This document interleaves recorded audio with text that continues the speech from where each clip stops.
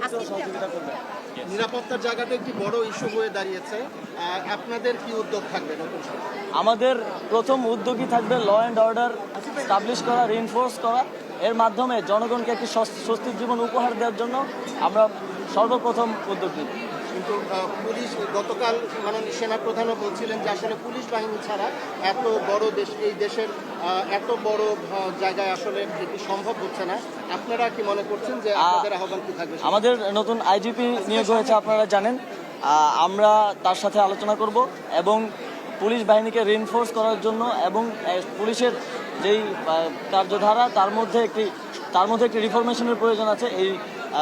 সেই জায়গায় আমরা কাজ করব এবং একটি রিসার্চ টিম গঠন করার মাধ্যমে পুলিশের যেই সংস্কারগুলো করা প্রয়োজন সেগুলোর দিকে আমরা আগাবো এবং পুলিশকে আবার তার দায়িত্বে যত দ্রুত সম্ভব ফিরিয়ে আনার জন্য ব্যবস্থা নেব। আপনাদের এই বিজয়ের যারা আসিফের সাথে কথা বললাম আমরা এখন।